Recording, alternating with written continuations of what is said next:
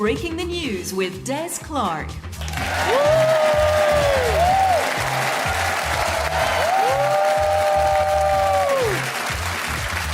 I am Des Clark, and this is Breaking the News, the show that breaks the week's news and asks four opinionated panellists to put it back together again. With me to pick apart the week's big stories are some of the best comedians on the comedy circuit. On my right, we have Gareth Waugh and Eleanor Morton, and up against them are Tanya Moore and Bruce Devlin. In the news this week, in the last month, the average cost of a home has risen by £14. That means a one-bedroom studio flat in Edinburgh now costs £600,000 and a pint. Joseph Fiennes is to play England men's football manager Gareth Southgate in a new play about the pressure of penalties at the National Theatre. But the play won't be able to recreate Harry Kane's penalty miss from last year's World Cup against France, as the theatre has a roof. And a mountain rescue team in Edinburgh used a ski tow to bunny hop up a hill to reach an injured woman, then made a sledge to get her back down the dry ski slope. The woman was delighted at being rescued, although less so when they took her back up to have another go. Right, you've met the panel, let's crack on with round one!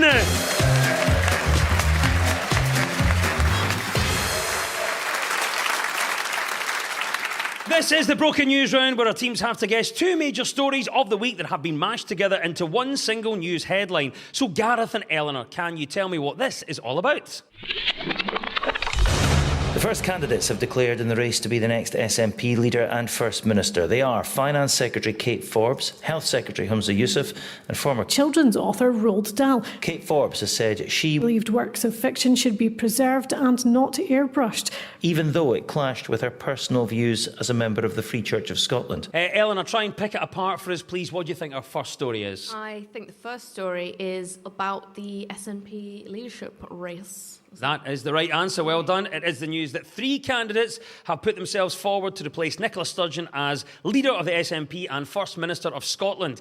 Kate Forbes, Humza Yousaf and Ash Regan have all launched campaigns to become the next leader of the SNP. Deputy First Minister John Swinney ruled himself out of the race, as we know, saying that he had to do what was right for his family. I mean, what hope have you got if even they don't think that you should be the leader? We have the candidates in place. What have you made, Eleanor, of the candidates? You know, when I first heard that Ash Regan was running, I thought, who is that?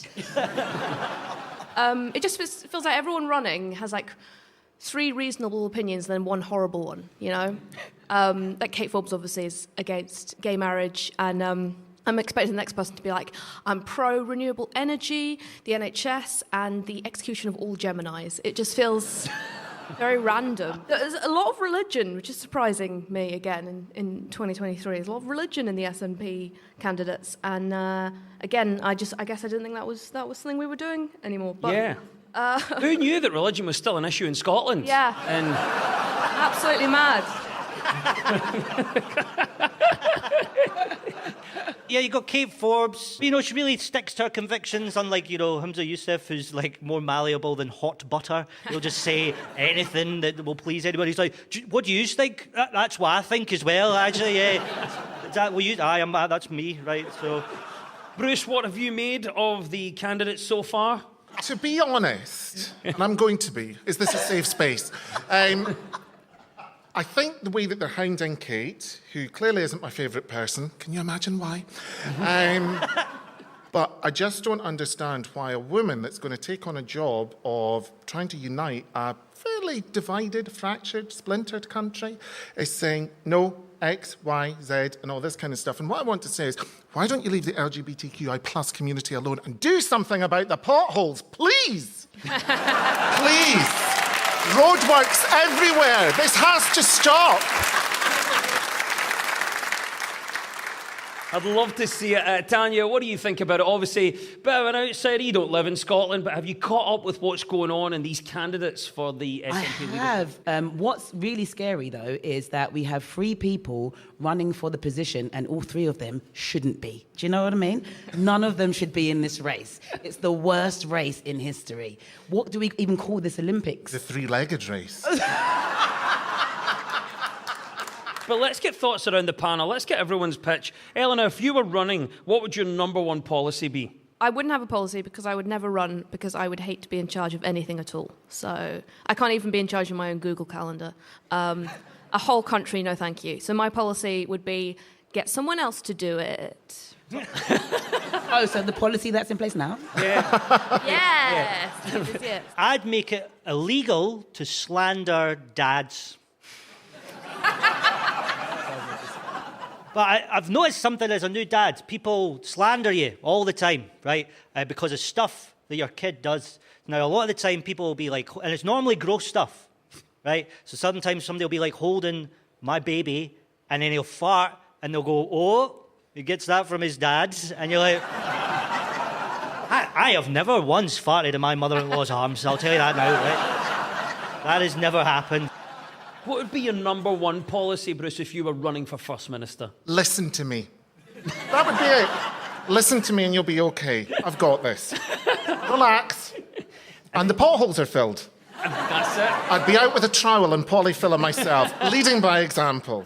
You know, of all the things we've ever said in this show, as soon as you say fill the potholes, that gets an instant buy-in from any audience. These people can stay in my country. You're more than welcome.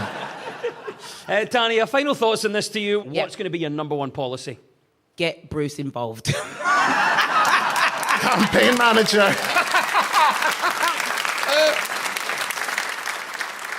So there we go, folks. Yes, the ongoing SNP leadership contest is the correct answer. Gareth and Eleanor, you get 2 points for that. Now to you, Tanya and Bruce, what was the other story we were after? It's Roald Dahl being expunged to the history vaults, isn't it? What a lovely word that is. I know. Oh. I was Googling when I was on the toilet earlier.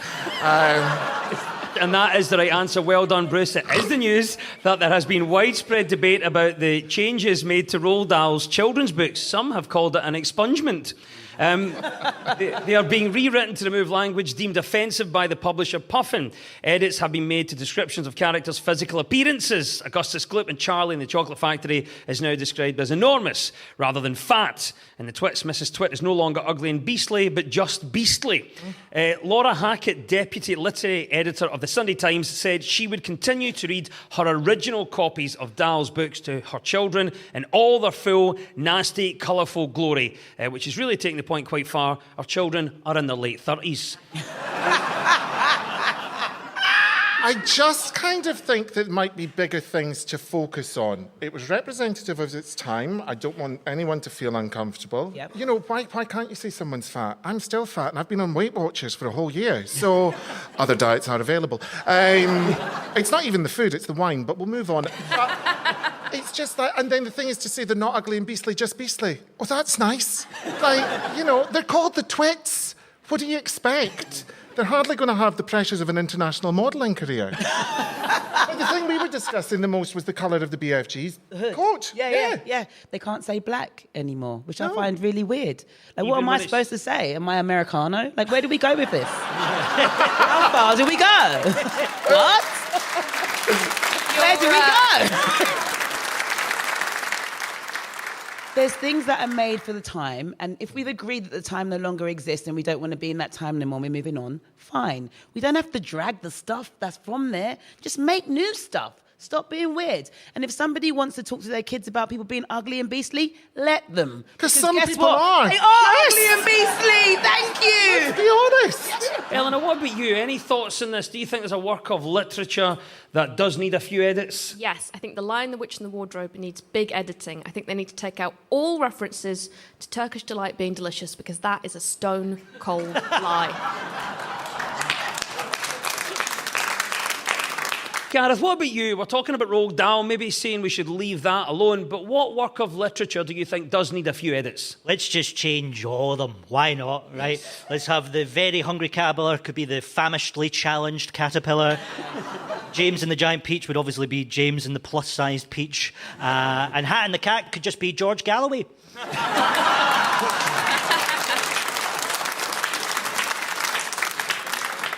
The Bible.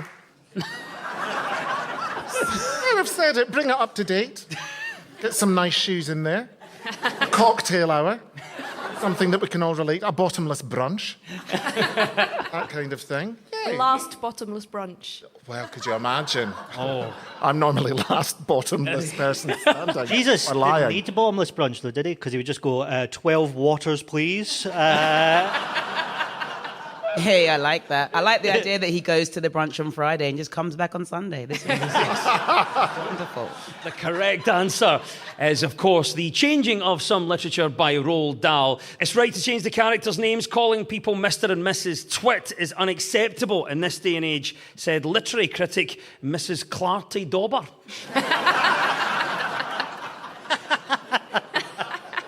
Well done, Tanya and Bruce. You get 2 points for that. It was the mashup of the SNP leadership campaign and criticism at recent updates to Roald Dahl books. And at the end of that round, it's all square.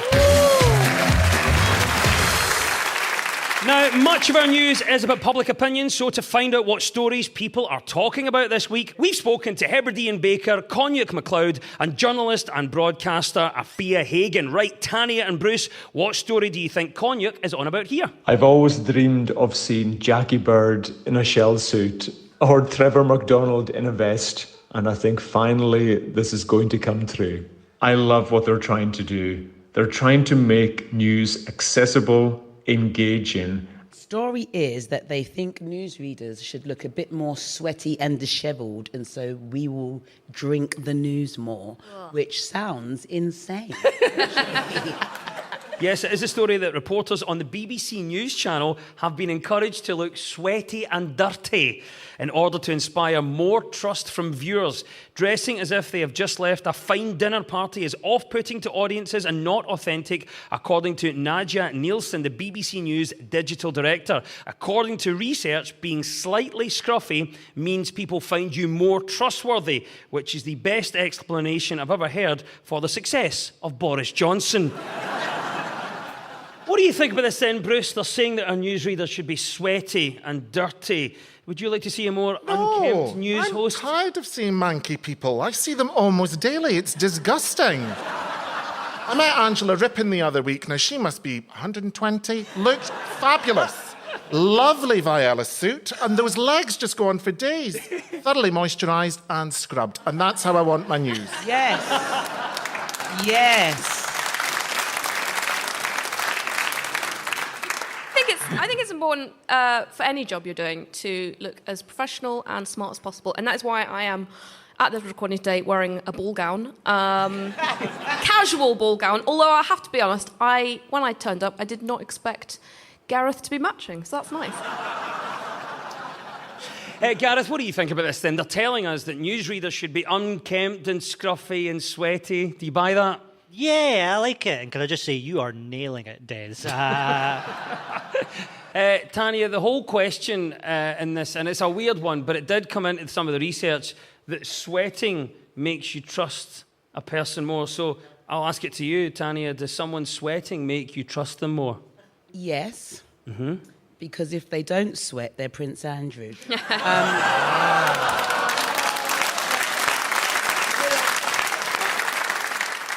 What do you think, Gareth? There is a thought within this that says someone sweating makes you trust them more. Do you agree with that? 100%. Good. Yeah. You know, dogs can't sweat, so I never trust a thing they say. Nadia Nielsen, the BBC News digital editor, has advised newsreaders to appear sweaty and dirty to seem more trustworthy. She promises that this is purely for the benefit of viewers and has nothing to do with any kind of romantic fantasy involving Hugh Edwards as a dirty, dirty boy.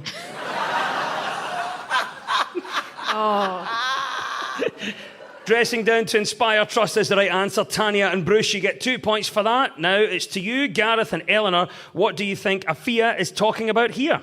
So I think it's good that they've finally woken up and realised that the old way wasn't working. And I've always thought we need to have one day for doing all the housework, one day for enjoying yourself, and one day for relaxing. Considering sick days fell by 2/3, it's clear that having that extra time means that people are so much more relaxed. Is this the 4-day working week thing? They want to maybe move to that? That is the story that the vast majority of companies taking part in the world's largest trial of a 4-day week have decided to continue with the new working pattern. You know, for some people, this is proven very popular, successful as well for many businesses. There was one business owner quoted, David Alator of Rivian Robotics, as amongst those who enjoyed a longer weekend, saying, even though I may end up working some of it, I love this, I can be at home, walk the dog, go climbing.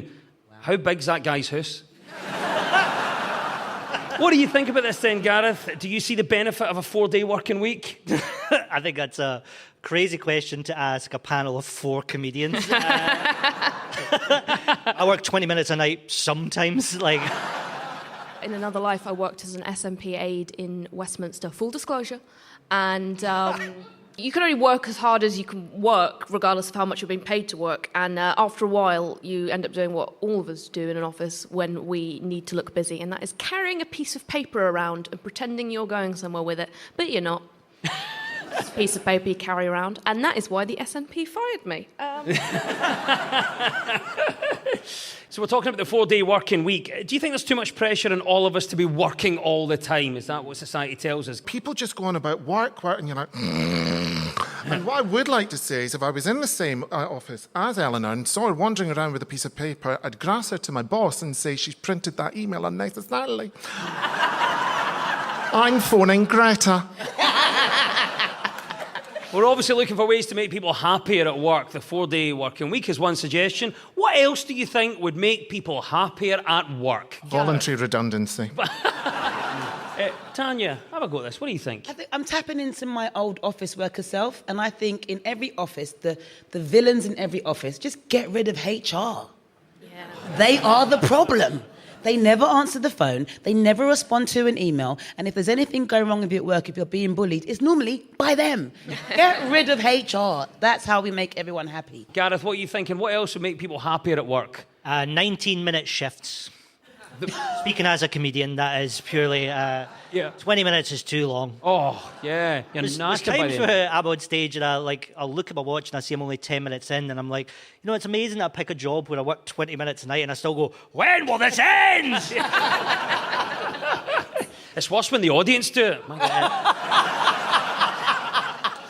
Yes, not all businesses are happy about the switch to a 4-day week. One major restaurant chain said they could go out of business thanks to the cost of rebranding as TGI Thursday. Yes, the success of working 4 days instead of 5 is the right answer, and 2 points goes to Gareth and Eleanor.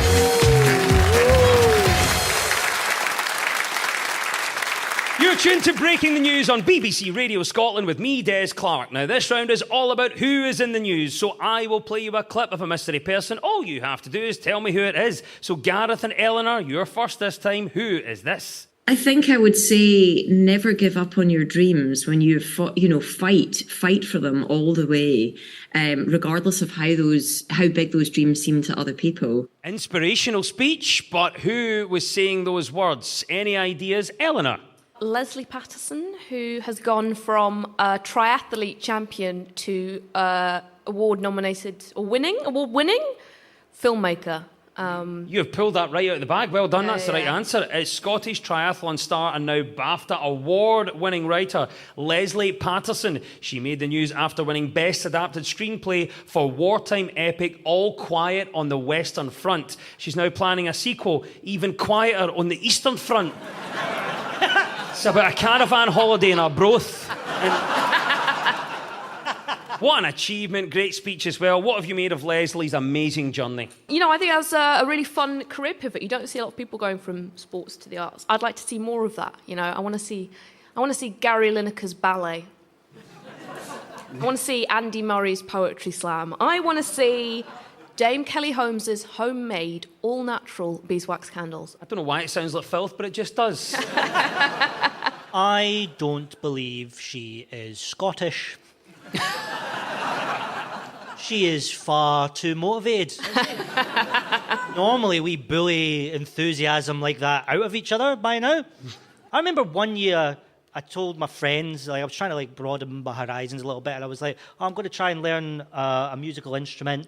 and I bought a telescope. My friends bullied me relentlessly. Like, they started calling me Flute Skywalker and Hobby the House Elf, right? For daring to get... They were like, no, you stay scum like the rest of us. Don't improve yourself. So, yeah, there's something suspicious about her. I don't think she's... You don't buy it at all, do No, you? not one bit. I did see her on the red carpet. Does she now live in America? Because there seemed to be a touch of the Sheena Eastons going on, accent-wise, I have to say. And that's why I can't stick Lulu. But more of that after the show. All Quiet on the Western Front is the film, of course, that won all the awards for Leslie. It's 3 hours and a bit. Tanya, would you sit through a 3-hour film? Not at all. I still haven't done Titanic. I don't know why I'm going to do this. And also, why are the films about stuff no one cares about so long? Yeah, so what you're saying is maybe the subject matter that's not that engaging, but they make it really long. Yes. So you were angry about a sinking boat? No, I was angry that the boat, we knew the boat was going to sink. Why did we need 3 hours to find out? Do you know, actually, that's true. We knew. We didn't need 3 hours. That's a good point. Spoiler alert. It sinks. Listen, lady. Oh. Don't want to spoil the ending for you. What about you, Eleanor? Could you sit through a 3-hour film? Not usually, but if you've seen it, All Quiet on the Western Front, it is doable, as it doesn't feel like 3 hours because it's split into 3 different sections. The first section of the film is all the soldiers swimming across a river. And then the next section, they're biking across the trenches. And then the third section is them running to the finish line of the wall, so...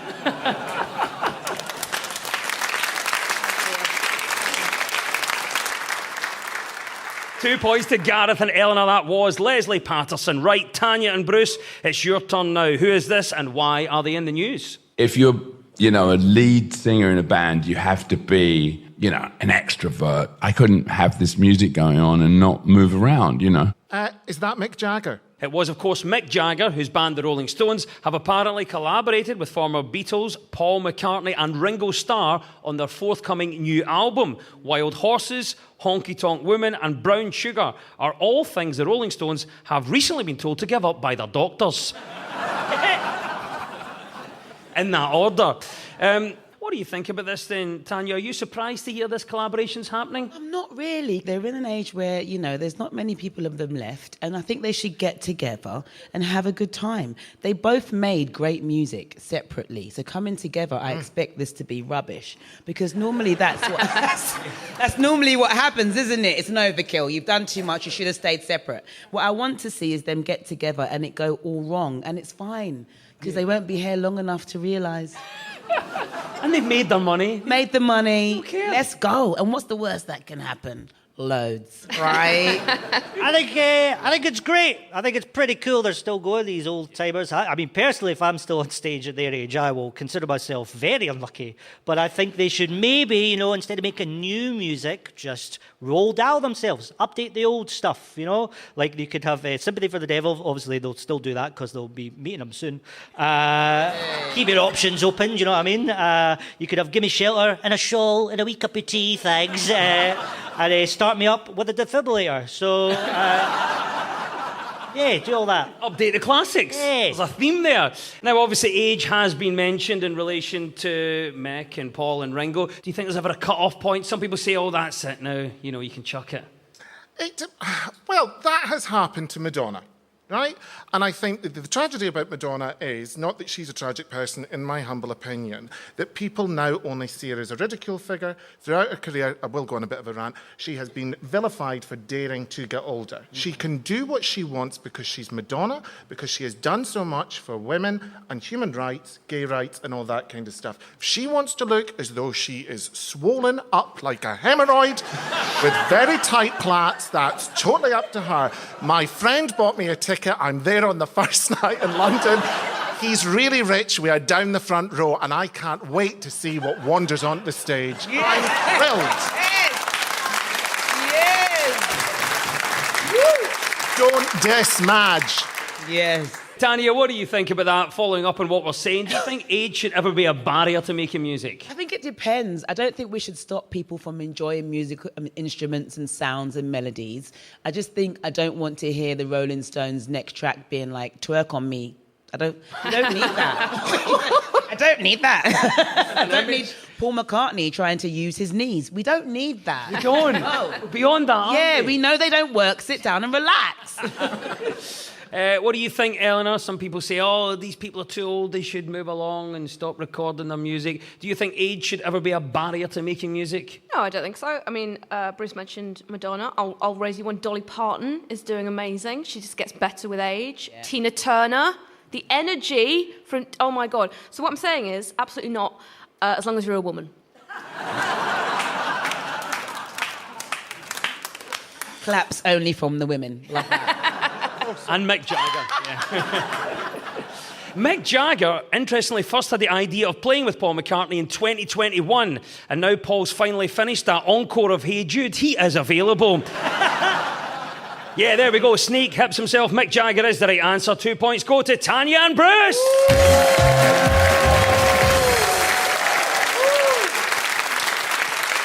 And it's time now for our final quickfire round, which is all about deciphering the numbers in the news. So I will read out a headline. All the teams have to do is fill in the blanks. So get ready, teams. When we run out of time, you'll hear this. Thank you, Poland. That's Joe Biden there, just arriving in Warsaw for a stag do. Right, fingers on buzzers, here we go. A third of people in the UK do not know what? Bruce. Where to find tomatoes. A third of people in the UK do not know what? Eleanor. What Shrove means. Very topical for this week. Thank you. A third of people in the UK do not know what? Gareth. That Des Clark is 64. Love that. It's good moisturiser. It's very good. But it is, yeah. I'm working with Mick Jagger next year. I can put you out of your misery. The answer to this: a third of people in the UK do not know that Winston Churchill was Prime Minister during the Second World War. What? I know. Do they not have Netflix? Thank you, Poland. There is the klaxon. Joe has Biden. It's all over. And at the end of the quiz, our winners this week are Tanya Moore and Bruce Devlin.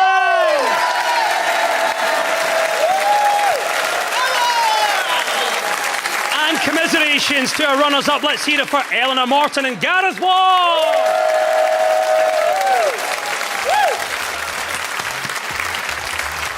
And we'll leave you with the breaking the news. Breaking news just in. Michael Gove has been spotted dancing in an Aberdeen nightclub again. When asked if there was a problem with drug use in Aberdeen's nightlife, one clubber said, aye, there's none left. Gove's off his nut. A McDonald's restaurant in South Wales was forced to close its doors when a group of young people allegedly threw a dead frog into the service area. Staff were alerted when one customer complained their kids didn't like the Kermit toy in their Happy Meal. And an angry Edinburgh businessman has accused the council of carrying out noisy and disruptive repairs outside his shop. The council deny this, saying that they haven't carried out any repairs for at least 3 years. The news is broken. I've been Des Clark. Goodbye.